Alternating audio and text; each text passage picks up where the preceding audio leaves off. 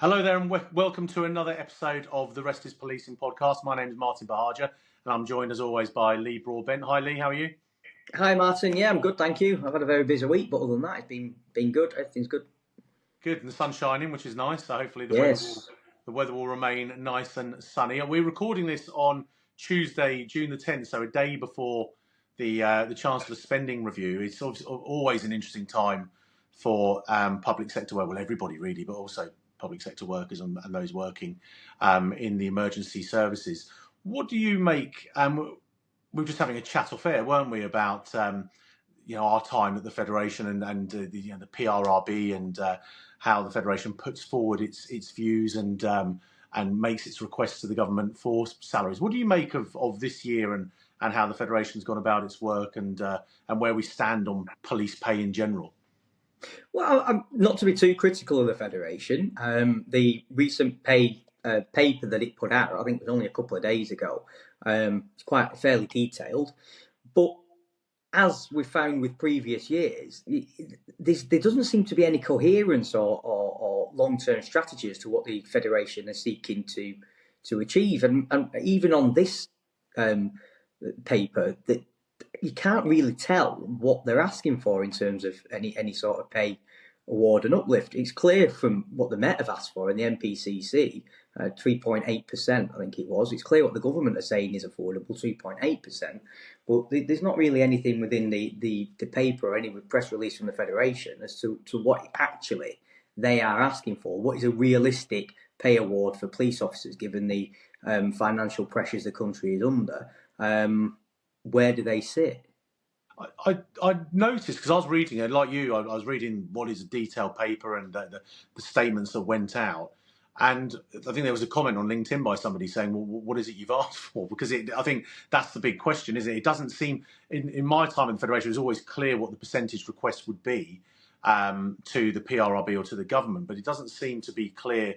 They're making the point that the deficit over the years is 21% or whatever, but it's not clear if they're asking for that. Obviously, if you ask for 21%, you're going to be disappointed because you're not going to get that. Yeah. But yeah, I thought the same. It wasn't really clear what the request was. No, and I think, like I say, harking back to previous years, I think that's reflective. And again, there's no information as to say that this paper has been sent to any government officials, or has it been sent to the PRRB for their recommendations. The last I'm aware of, the Federation still sits outside the PRRB process because they're in dispute with the independence and the fairness of it.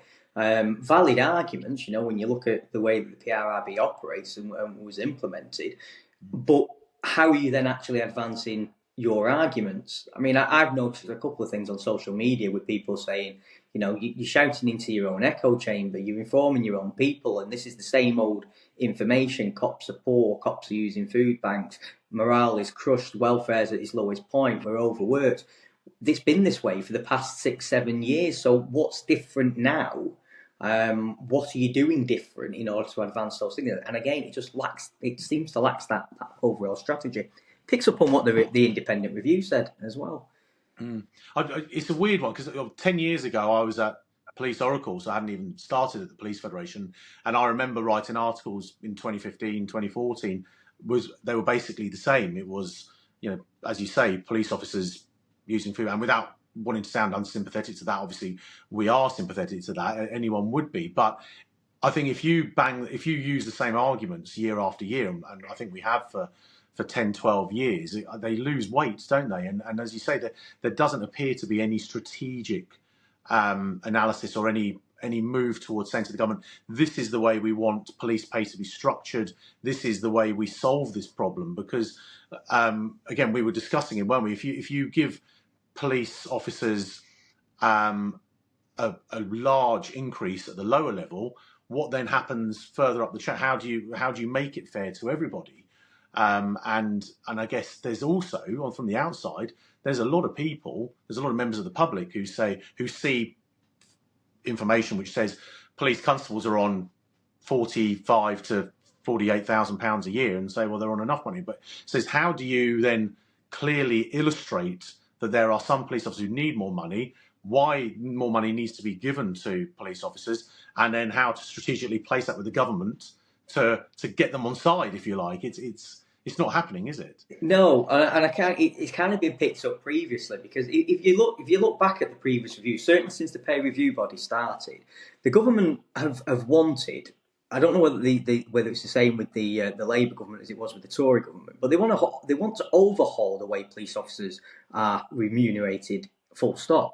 There's been a continual push to remove the incremental pay scales. And every time the government submit a paper to PRRB, they remind the PRRB that obviously the majority of the services it stands, younger service, etc., are subject to those incremental pay scales and will receive incremental pay increases on top of any pay, and that needs to be factored in as well. But the police chiefs have gone into detail as to how they want to restructure pay or how they would like to restructure pay. We engaged with that process up until a point. I remember linking in with Andy Fitties a couple of times around, what the P factor would look like, or the X factor as it was once called. But what's that P factor look like? How do we properly look at what police officers do, then reflect that in terms of benchmarking with other sectors to then address what is an adequate pay offering for police officers? We as policing, we do need to start having conversations around what does modern pay look like. We argue quite well sometimes that some of the legislation underpinning policing, some of the reforms or processes within policing are almost archaic to the point that there's no tangibility between what we did in 1970 to what we do now, and yet our pay structure and pay system is very much the same. So if we're advancing arguments, and the Federation are advancing a similar argument in the inspecting rank remuneration, we've got to have a grown-up conversation with the membership and ask the membership, actually, what is it that we think, what is it you think you should be rewarded for? What's the uniqueness of policing? Or what are our complications, our key differences? And how would you like to see that pay structured? Because if you're at the top end of your pay scale, if you've been a 10-year PC or more now, you'll be finding that your pay is being squeezed. If you're at the lower end, you get big rises. So although it's shorter, you'll get a big rise. But how do we make sure, as a bulk, that we're all properly rewarded and it's properly reflected for the job that we do?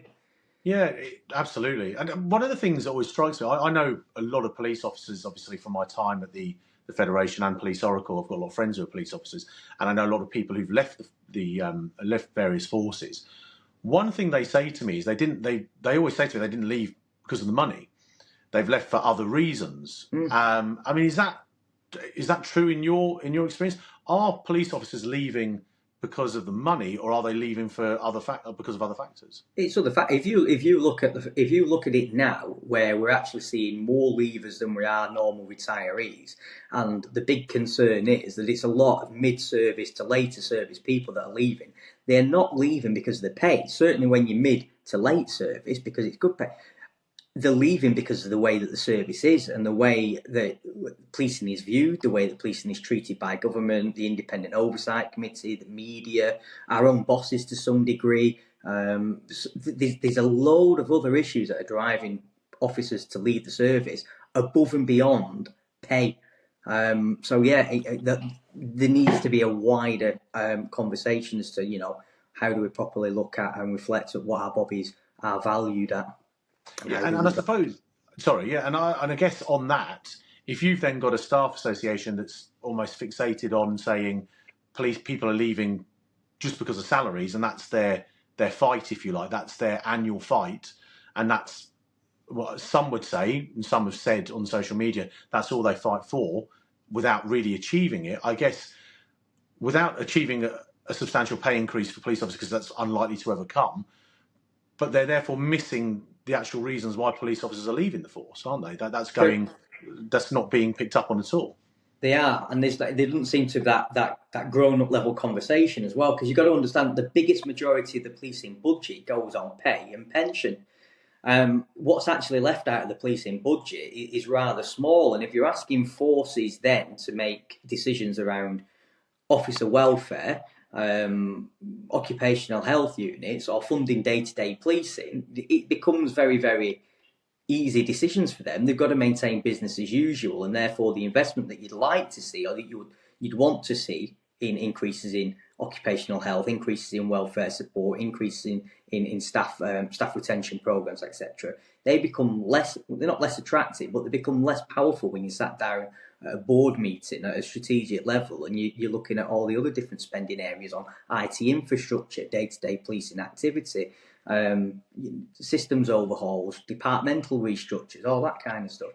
So if we're constantly advancing the poor man argument and we're asking for more and more, then we've got to also understand that the squeeze becomes more difficult for top level police chiefs to manage. Yes, undoubtedly there could be efficiency savings. Restructuring of the 43 force model is a one that's incredibly relevant. And I think is it the Policing Foundation? Is it Rory? Can't remember his surname now, but he's acting as an advice for the Home Office now. He's advanced that kind of restructure as well. So we need to be engaging those discussions as part of an overall pay and remuneration package, understanding that for these things to take place, there's got to be a little bit of give and take. And if we've got to focus on what is really upsetting police officers at the minute, how many crimes is an average response cop carrying? How many crimes is your average district investigation cop carrying? I know colleagues that are carrying 40 crimes. The amount of stress and pressure that comes with that's the driving factor for saying I'm leaving. It's nothing to do with the pay. Even if you're given a 10% pay rise, if you're still carrying 40 crimes and all the stress and pressure that comes with it, you're still going to be looking for exit. Yeah, it's interesting as well because in my time at the Police Federation, Shay Donald was very, very much looking into the 43 police force model and was talking, and he was always very passionate about it.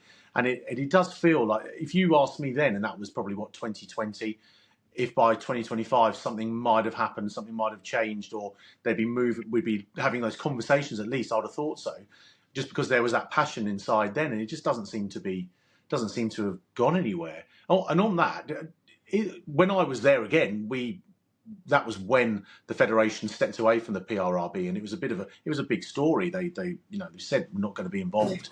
You're not listening to us, so we're pulling out. And it did feel like quite a big move, but it's just PRRB's just carried on and doesn't seem to be too bothered. So is the Federation right to be outside? Does it need to be back in? Is that a mistake? As well as the Federation walking away, I mean, on the fact that it's not been engaging, and we've got the biggest pay awards that we've had. I mean, that again is a focus on actually who does the PRRB listen to. Don't get me wrong. I mean, when the PRRB was first established, it always made considered comments towards the Federation's evidence that it submitted because it was very good quality. I mean, I remember reading through some of the reports in the early days, and it was impressive. And so there is a place for that. Whether the continual move or refusal to engage with PRRB is still a valid one, that has to be down to the Federation and its strategic thinking on where it wants to go. If you're going to run an industrial rights ballot, for instance, and you're going to pursue industrial action, then you're probably not going to want to rejoin PRRB because that would undermine your argument. However, there doesn't seem to be much move on the industrial rights ballot that was taken. Was it last year? Yeah. So we just seem stagnated. It's like the independent review process brought up. It lacks a strategic vision, and its campaigns are somewhat fluffy. Yeah, no, absolutely. Well, to anybody listening or watching this on YouTube, let us know what you think. Please comment below and tell us what you think in terms of police pay and the PRRB and all that we've discussed. It'd be interesting to get your views. We've had a few comments on Spotify or a few messages from Spotify and a few comments on YouTube, which we'll come to in a bit. But in terms of the campaign, Lee, how's it going? I know you've got an important update in terms of the crowdfund instructions, next step. So over to you, I guess, to update everybody on how it's going. Yeah, so it was a really good week last week. Had some good conversations with Lee Day, and we've now officially instructed Lee Day to seek formal legal advice of Tom Hickman QC in relation to a challenge mainly under Article 11, but essentially to allow us freedom of choice, freedom of assembly. So I've paused the GoFundMe for the time being because I don't think it's right that we continue taking donations while we're in the process of obtaining advice. And going forward, we've had a discussion and we're looking to tweak the way that we continue with the campaign. A couple of conversations I've had essentially with members of trade unions, members of other staff associations, police and staff associations, who are interested in getting behind the campaign and throwing the weight of their memberships or collective memberships and some of their powers, so to speak, behind it, but wanted assurances that the money would be used essentially to fund the legal challenge and not going into funding the separate body which we proposed as well. Now, whilst it would be a great honour and a great privilege to lead, shape and build a new association, if that's what people want us to do, we continue to do that in the background, but we recognise that we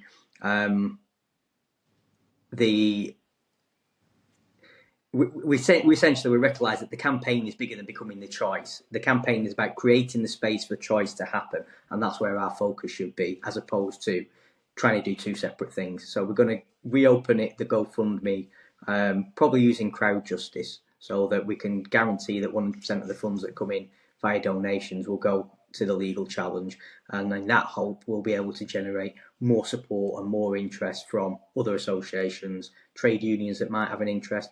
I know GMB are quite active in trying to recruit police officers or act on police staff, certainly Federation staff. So it may be that we might get some wider support that way.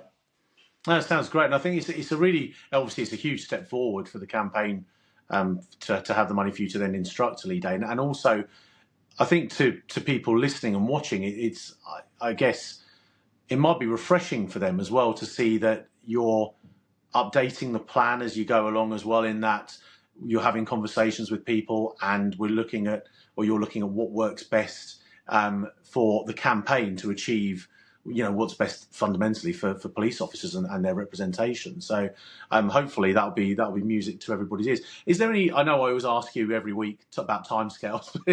Is there? What do you think in terms of for this stage, and at what point do you think we then open, or you open the next stage of the funding? How long will that take? I'm hoping we'll get something within the next 3 to 4 weeks. In terms of the advice, once we've got the advice back, it's still our hope to summarise the advice and share it with people so that they can understand the salient arguments, the key arguments, and understand the prospects of mounting the challenge. So I'm hoping within the 3 to 4 weeks. And just touching back on your original point about being flexible in the approach, cops are creatures of an NDM, national decision-making model, and we're constantly told to keep flipping that circle.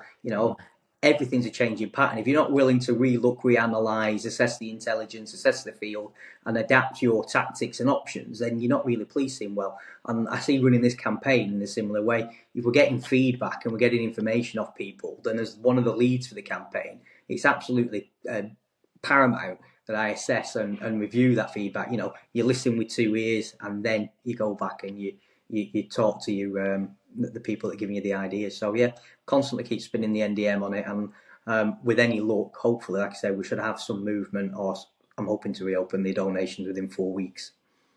Brilliant. That's pretty quick as well. I think most people will agree. So that's really good. And one of the things I think that's been nice since we launched the podcast is we've had great numbers on Spotify, YouTube. We had about 250 views, but on Spotify we've got over 1,000 for the podcast, for the listens, which is great. And I think it just shows there's a real interest in what is happening and what is trying to be achieved. So I think it's always interesting whenever you do something like this, that the engagement on social media can always feel it doesn't really match the kind of hits that we're getting, which I guess shows that there are people that are scared to show their sort of support for it, which we get completely. But obviously it's a safe space, so people, please do comment and tell us what you think. We had a really nice tweet, didn't we, Lee, from Eurocop, and I'll read it out. I can't remember what post this was replying to. Was it replying to your original post on breaking the monopoly? I think it was, yes. Yes, the Eurocop said, "Thank you for posting and sharing your views and the challenges you are currently experiencing. Enlightening. Freedom of association is a fundamental right in our view. You only have to look at some of the police trade union models in Europe to see this is functioning. Spain, Germany, for example. Eurocop are members of the European Trade Union Confederation, as are the UK Trade Union Congress. You can learn so much from them. We hope that one day you and your colleagues in the territorial police forces in England and Wales federations can one day rejoin our organisation and rejoin with your colleagues from the police federations of Scotland, Northern Ireland, BTP Police Federation, Civil Nuclear Police Federation, and the Defence Police Federation, all of whom are members and whose primary goal, like yourself, is protecting the protectors. Take care and look after yourself. I mean, there's a few things to touch on there. Obviously, one, it's great to have that kind of, first of all, that message from Eurocop and that response, which was lovely. Yeah, it's fantastic, especially that, you know, some of the arguments that we're going to be advancing are based on some of the stuff that Eurocop has been doing for the past number of years. I mean, they produced one particular report, the Trade Union Rights Project. You know, it was initiated in 2022. And it's been built on ever since. And that looks at, across Europe, you know, what are the different trade union association rights for civil servants, police officers and military.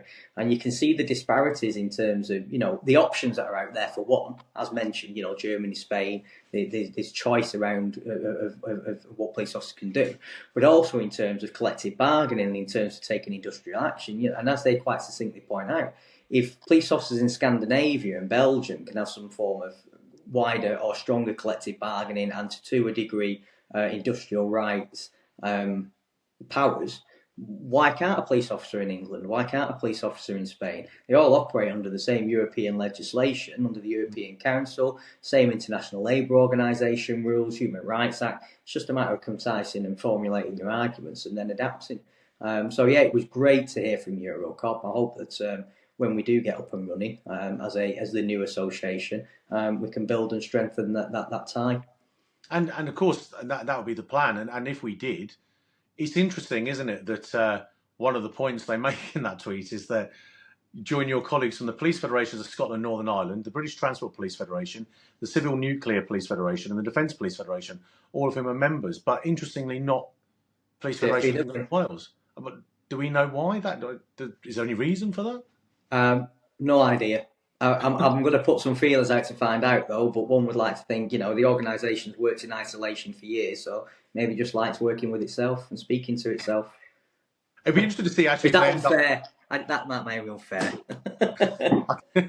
Well, I think it's. I think people would be genuinely one of the when I was there, one of the regular complaints from people was that the Police Federation was just very focused on itself and not really focused on working with others, even if that was, you know, we had that during COVID with the MPCC and the SUPE. You know, there were a whole host of different sort of not complaints, but points made.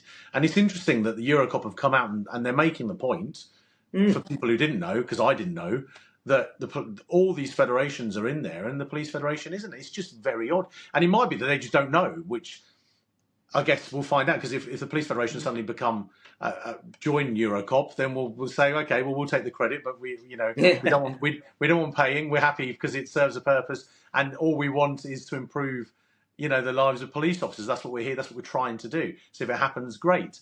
But I guess it's just weird, isn't it? It's just strange that they're not a part of it. Yeah, I mean, it's like I say, policing works across borders, and you know, any major police force will work with its international partners and have collaborative approaches to things. And it's only natural that the trade unions and the associations would do the same.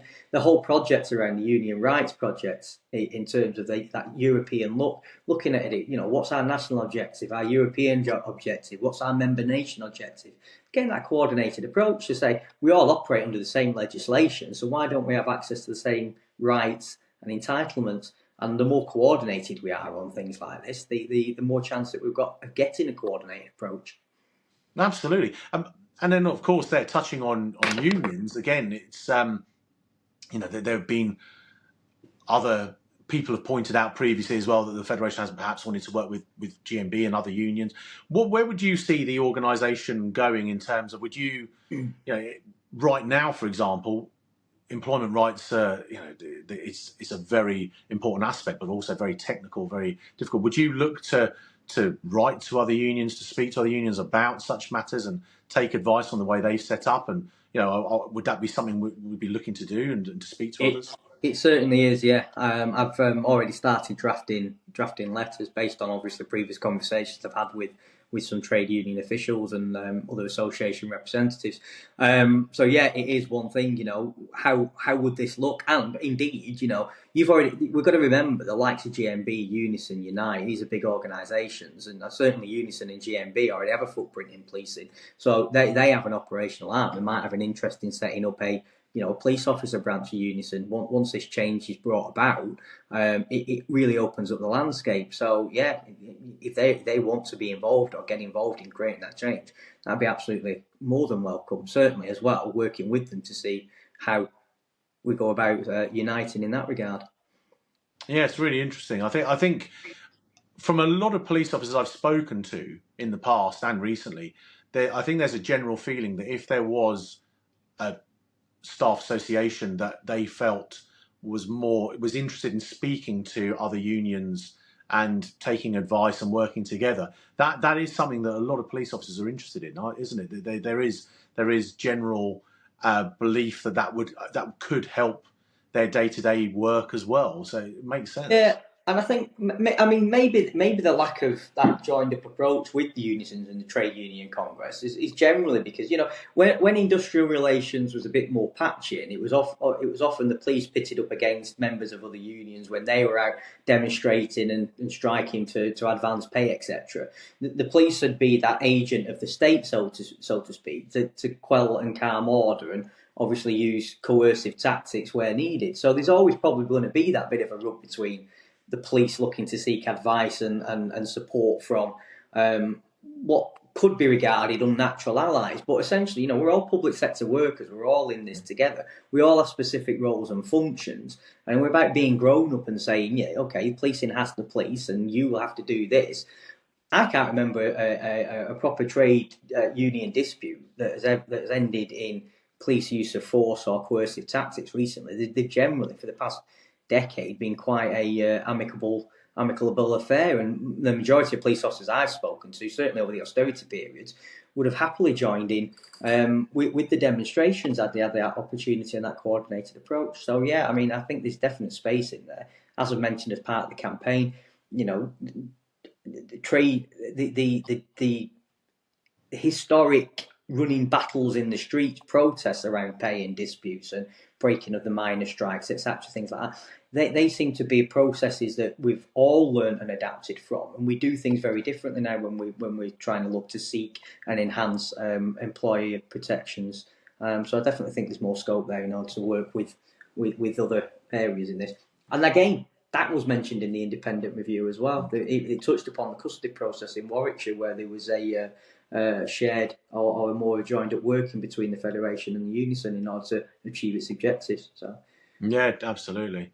It's certainly an interesting one. I think, again, to people listening and watching this, please do let us know your views. It's always really interesting to hear from people, and I know some have just messaged or emailed, which is great. Absolutely, if you don't, you can be anonymous, but it's lovely to hear from people and to understand what it is that you'd like us to talk about, but also what you'd imagine this new staff association could look like and how it would help you in your day-to-day work. So please do get in contact. And on that note, we have had a couple of comments. We've had a few, but there's two I wanted to read out because I think they probably focus on the same thing. So we'll just see if what you think of these, Lee. One was from Mac on YouTube, and I think it's more a case of probably understanding exactly what you've set out to achieve and what the plan is, because I don't know if maybe he hasn't heard the first podcast, which I've said to him to fully understand what we're in it for, but you can probably answer this here as well.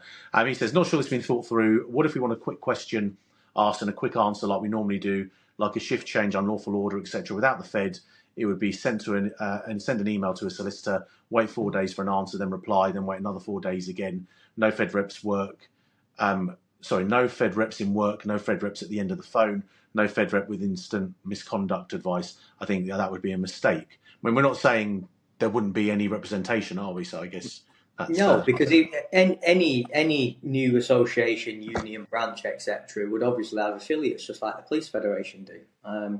Rome wasn't built in a day, as we keep on making the claim, but there are a lot of disgruntled Fed reps out there as well that are unhappy with the way that the federation is being run currently, and share advice on external groups and share input and coordination with other people as well. So it's a little bit. I won't say I don't want to say naive and be too cruel, but there's a little bit of you've got to think ahead and say, well, if people are unhappy, there will be a natural transition. If for instance the change happens at the end of the year, which it won't because that's too quick, but I'm just putting a date on it. If it happened at the end of the year and all of a sudden it creates this space for other unions or associations to operate in, a unison branch pops up and a police officer says, I'm going to be chair of that union branch, and I've had previous experience, I might have even been a previous chair of a branch, and I want to bring that experience to some of the colleagues that are like-minded and like-thinking with me. You've instantly got that, and there will be that attraction. And we're not saying, also, from my own experience as a Fed rep, most of the questions that you get around shift changes to VSAs, overtime, can they cancel my rest day on this, can they cancel my rest? All that information's already out there. It's just sometimes, and I will say this because it is true, sometimes cops are a little bit lazy when it comes to seeking information for themselves. But rest assured that information is out there. We just have to look at a way of making it more accessible and advancing on what we've got. I mean, I've already had conversations with software developers in terms of, creating, I'm not going to give the game away, but creating something which puts information at their fingertips, and that's underway as we speak, or the idea is, and we're certainly working on the processes behind it. So it's not about just saying, no, you won't have access to that. There's certainly things that we can do differently. We can utilise the power of technology as well to bring that about. I think sometimes as well, perhaps what the federation can rely on is the fear of the unknown. To keep it all going is just people being worried, but can I get this, can I get that, what will change, and actually there's no reason why another staff association can do everything the federation does and do some better, because we've learned from the mistakes that it's made. Correct. I've always maintained this, and I said it as a Fed rep, and I say it even now. The federation relies on apathy. It relies on that fear factor to some degree, and being that person that is saying, "Oh, don't worry, we'll step in when you need it." What we actually need in order to bring about change is for officers to be empowered and to empower themselves. Everyone always says knowledge is power. If you've got a police officer who can access key information, retain that information, and then utilise that information, that is a great place to be in, and therefore. I think they need to almost change the model, which is what we would look at doing, changing it to empower people to actually have that, to be aware of these processes from day one, to have access to that information readily and not be so reliant upon the organisation. And I'm sure Mary Booser touched on that in one of her video updates. She said it's kind of a backwards model. The unions sort of work to empower their staff, to make them their own representatives in the workplace, because then that strengthens not only the union, but it also strengthens your financial position in your reserves, because you're not having to go to Fed reps or for additional or legal advice for this, that, and the other, because you've got the people on the front line who are standing up for themselves. Yeah, no, absolutely. This may well be a similar answer, so if it is, just say, and we can move on from a normie, and I'll tone this down for legal reasons, but I get where he's coming from in terms of, or she, because in the last podcast episode, if you haven't listened to episode 2, we did talk about some of the issues that you can have within the federation in terms of them, telling police forces not to use, financial agreements and using themselves, and having a whistleblowing policy, but being against the whistleblower itself from within its organisation. So Normie says the Fed is a toothless tiger and a busty flush. We've heard that plenty of times on social media, so I can say that. It's too big. It doesn't care about members as long as they're paying. It fights the usual fights, but does nothing different. The campaigns are all the same. Comments in the media are all the same. It's too big, too many internal wars, not enough attention to issues facing the front line. How do you stop yourself from falling into the same trap and just becoming another Fed? Yeah, it's a key question. But again, you stop yourselves from making those same mistakes by listening to the people that are engaging with you. You know, the power of any organisation is in its engagement and it's linked to its membership. And if you've got an active group of people within your membership, then it will stop you from becoming apathetic, stale, and outdated. The problem that we have the problem the Federation has is that it's got an apathetic membership because it doesn't engage it. It hasn't engaged it for decades on key things. So it's just become this bloated beast. If you haven't got that engagement, if you haven't got that connection, then you're not likely to be able to address the real concerns of police officers, as we're seeing with the various campaigns. So yeah, I just think it's all about engagement, connection, engagement, having that constant dialogue with the people who pay you for the honour of representing them. Please keep the comments coming because it really helps us understand exactly what you want to listen to and what you want to hear. We have got some special guests lined up. We did have one lined up for this week, didn't we? But unfortunately, they're away, so that will happen. Although I should say, I am in a different room where I sort of Lego playroom, and I've got a special guest of Darth Vader on my shoulder. So I was going to say, I was representing the Federation, but I know, I'm only joking. You've opened up another question now. Are you Britcop? Yeah, absolutely. I don't. So yeah, you asked if I'm Britcop. I asked you if you were Bristol last time. So we just go through all the anonymous accounts. I'm not. I would imagine Britcop's Lego collection's far more extensive. Well, this is a flat above my pub where my son lives, and he's away. So my usual podcast room, unfortunately, has been filled with dance stuff from my wife's dance school. Hence why, while my son's away, I'll do it here then. But this is only a part of the Lego collection, which probably illustrates I'm perhaps paying my son too much. But we'll see. But it's a good Lego collection. But I'm not allowed to touch anything. But I can say quite categorically, I'm not Britcop. I haven't got those. I haven't got those artistic skills, sadly. But there you go. If he wants to do Britcop for us, that'd be brilliant. So I'll tag him in on social media and see if we can get something.